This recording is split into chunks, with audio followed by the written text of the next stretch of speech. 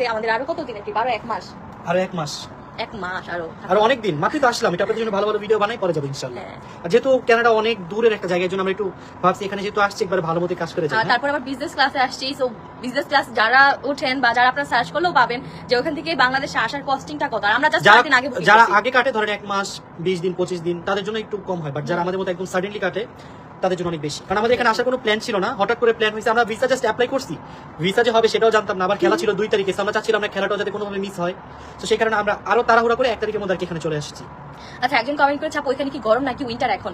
আমরা এখন যেখানে আছি Vancouver, oh my god, just look at this guys, কতগুলো পাখি, পাখি না কাক, এগুলো সব কাক, বাট অনেক সুন্দর লাগতেছে। দেখেন এত উপরে কখনো উঠতে দেখি আজকে যত উপরে দেখেছি, মানে একসাথে এক ঝাঁক, দেখেন এরকম সাডেন একদম। ও মাই গড, এই দেখো ইয়ে থেকে আসছে, পাহাড় থেকে আসছে, পাহাড় থেকে আসতেছে সবাই, দেখেন গাইস অনেক সুন্দর লাগতেছে। আমি জানি না ক্যামেরায় কেমন, পাহাড়ের গাছে কোনো সমস্যা হইছে, মানে গাছ থেকে বের আসছে, নালে লোকেশন চেঞ্জ করতেছে ভিডিও। এই কানাডায় কিন্তু অনেক জায়গায় এখন মানে টরন্টোতে মানে কানাডা এত বড়, মানে এক এক জায়গায় এক এক রকম সৌন্দর্য, এক এক জায়গার ওয়েদার এক এক রকম। আমরা এখন যেখানে আছি ভ্যানকুভার, এই জায়গা ধরেন আশেপাশে কারো বাসায় এসি নাই, তো আমরা যেদিন ফার্স্টে আসছি আমরা এসি কোথায়, এসি ছাড়া কিভাবে থাকবো? তো আমরা প্রথম দিন বুঝতে পারি নাই, তো যখন ওদের সাথে কথা বলতে বলছে যে এখানে আসলে এসি লাগে না, ওয়েদার এমনি অনেক বেশি ঠান্ডা থাকে। আর বরফের দিনে তো মানে শীতের দিনে তো বাদই দিলাম, তখন এখানে পুরো জায়গা বরফ দিয়ে একবার কভার। আমার তো এত ইচ্ছা করতেছে আমি এখানে, আই উইশ আমি শীতের দিনটা দেখে যেতে পারতাম। শীতের দিনে এখানে টিকতে পারবে না, এখানে অনেক পরিমাণ। তাও আমার মানে বরফ দেখার অনেক বেশি ইচ্ছা। সো মানে কানাডা এরকম একটা জায়গা যেখানে অনেক বেশি ঠান্ডা পড়ে। আসতে পারবে, যেহেতু 10 বছরের ভিসা পাইছো যে কোনো সময় দিন চলে আসতে পারবে। 10 বছরের জন্য গাইজ আমাদের আনলো আলহামদুলিল্লাহ। ইন ফিউচার এখন আমাদের মানে আরো আশা করতেছি আরো ভালো ভালো যেসব কান্ট্রি আমাদের ইনশাআল্লাহ সামনের দিনগুলোতে আমরা ভালো ভালো কান্ট্রিতে যেতে পারবো। জানি যে বাংলাদেশ পাসপোর্ট থেকে আসলে ভিসা পাওয়াটা এখন কত বেশি চ্যালেঞ্জিং। আমাদের সাথেই আমাদের অনেক মানুষ অ্যাপ্লাই করছিল, বাট সবার রিজেক্ট হয়ে গেছে। বাট লাকি আমরা পাইছি, আমরা যে পাবো আমরা নিজেরাও বুঝতে পারি না, বাট যখন পাইছি ভালোই লাগছে, তাড়াহুড়া করে চলে আসছি। একজন কমেন্ট করছে আপু ঋতু আপুরা কি আসবে না, প্লিজ রিপ্লাই দিও।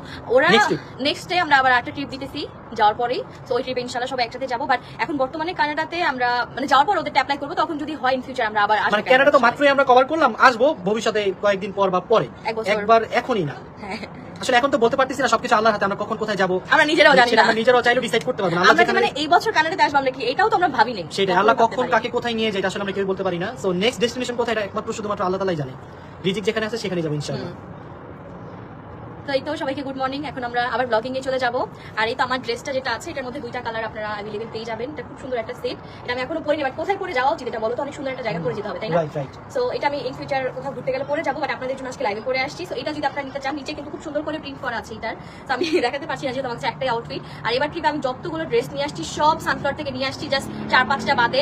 তো আমি যেগুলো পরতেছি আপনারা সবকিছু কিন্তু আমাদের সানফ্লাওয়ারে अवेलेबल পেয়ে যাবেন। সো এটা যারা নিতে চাচ্ছেন এটার মধ্যে 2টা কালার পাবেন, একটা হচ্ছে ব্ল্যাক এর মধ্যে, আর একটা হচ্ছে আমি যেটা পরে আছি অফ হোয়াইট এন্ড দেখেন পিঙ্ক কালার কম্বিনেশনে খুবই সুন্দর আউটফিটটা। সামনাসামনি যারা দেখে কেনাকাটা করতে চান তারা অবশ্যই চলে আসবেন আমাদের সানফ্লাওয়ার শপে, Jamuna Future Park level 1 zone C shop number 12B। And আমাদের সব পাশাপাশি টিআরএচও আসতে পারেন, আমরা যেহেতু নাই সো আমাদের অনেকে আসতেছেন না এখন, বাট অবশ্যই আসবেন আমাদের টিআরএচ অনেক সুন্দর। হ্যালো এভরিওয়ান, কেমন আছো সবাই? তো বলো তোমার কেমন লাগতেছে কানাডা ঘুরে? খুবই ভালো লাগতেছে গাইস।